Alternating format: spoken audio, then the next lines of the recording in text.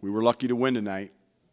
We were lucky to win. I chalked this one up to Montana State and Duquesne that we played in the Virgin Islands. We didn't need a 3 to put it into overtime, thank goodness, because I'm not sure we could have made one. But we did what we had to do to win a game when we weren't at our best, and to me, that's you take a little bit of solace in that.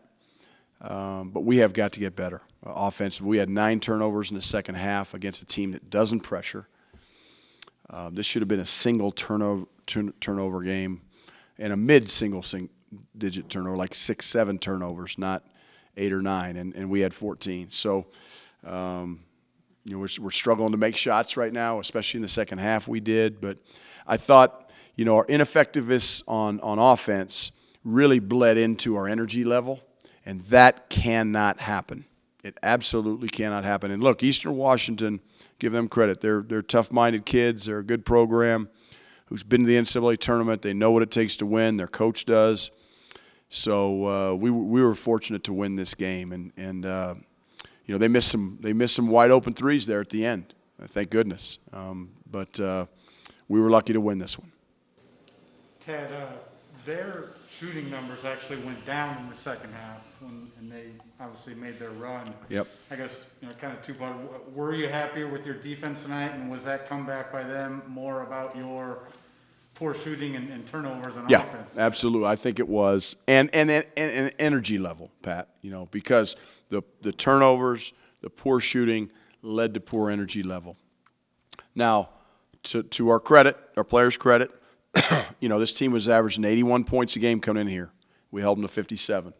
We held them to 40% field goal percentage defense. We out-rebounded them by 12. So those are good things. You got to find a way to win when you're not at your best, and we did that tonight. That's the positive we take from that. But we also know how much better we need to get offensively, and we hit droughts, we hit turnover runs that we cannot. We got to fix those things against a team. Look, at least Tennessee pressures you. They climb up Indy and get after you. UCLA does the same thing. Eastern Washington doesn't.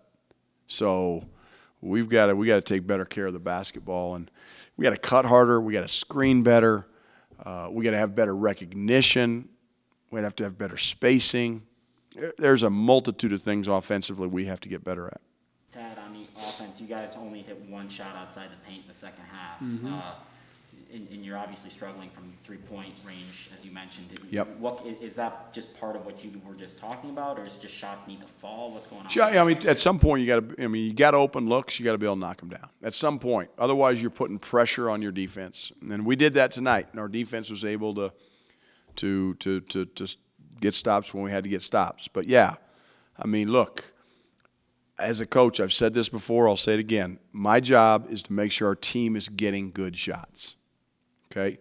We've got some good shooters that are getting good shots that aren't making shots. That's part of basketball. I can live with that. That might frustrate me, that might frustrate them, but it doesn't anger me. What angers me is our lack of fire, our lack of energy. That's what I get angry at. I don't care if you miss a shot. What I care about is, do you have a little life and fight and spunk to you when you're in the huddle? Not head down, feeling sorry for yourself. There's nobody that feels sorry for Colorado basketball right now. Nobody. You might have some parents that are feeling sorry for their kids because they can't make a shot. That's part of it. Okay? But I don't feel sorry for them. I want guys that are going to hook it up and compete. And if you can't make a shot, you can't make a shot. You better get down there and guard. You said Monday that you were looking for this team to improve, or Saturday you were looking for this team to improve starting Monday. Aside from the score, did you see some of those improvements maybe you were looking for? Few, not many. Not enough. Not enough. Coach, with Venters, certainly not the first individual guard to go off to give you guys trouble, but vast majority of his points tonight came from deep.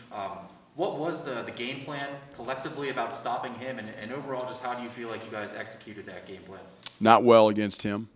He's a good player. We knew he can shoot it. He had 29 in a game earlier this year. Bergerson had 32 in a game earlier this year.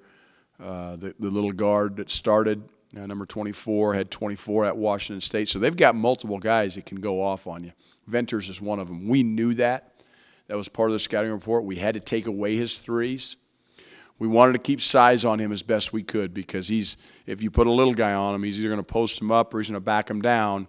You know, like he backed down KJ in the second half and just scored over him. I mean, it's good defense by KJ, but KJ's 6 foot, Venters is 6'7". Guess what? Welcome to being 6 foot in Division I basketball. Like, you better figure out a way not to let him catch the ball or, use your quickness to keep him out of the paint or whatever the case may be. KJ's learning defensively, but Venters is a good player. The fact that he had 4 of their 5 threes in the first half, he only got 1 in the second half. Again, to our guys' credit, they got 7 threes. Our goal is 6 or less. We didn't hit our goal, but they were averaging 9 threes, as a team coming into the game. And we did a better job in the second half of guarding the 3, but they missed some open ones there at the end that we got lucky on. That's why I say we're fortunate to win.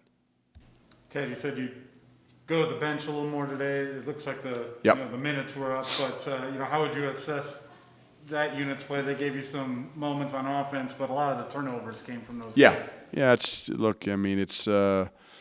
some of those guys are, again, young, inexperienced guys that are getting second half minutes, and there's no fast forward button for experience. And Julian Hammond's getting experience, KJ Simpson's getting experience, Lawson Lovering's getting experience, Luke O'Brien's getting experience, Dominique Clifford's getting experience. The rest of the guys, have it to some degree. Tristan and Jabari and Evan and Eli, but those rest of those guys are, they're young, new guys. But number 24 for them is a young new guy, and number 10 is a young new guy. Now they're playing heavier minutes sometimes than our guys are. So, yeah, I want to use the bench more. I plan on doing it again on Friday, and developing our depth because that's what we're going to need when the price of poker goes up and Pac-12 play starts. Anything else for Coach? Okay, thanks, everybody. Thanks, Tad.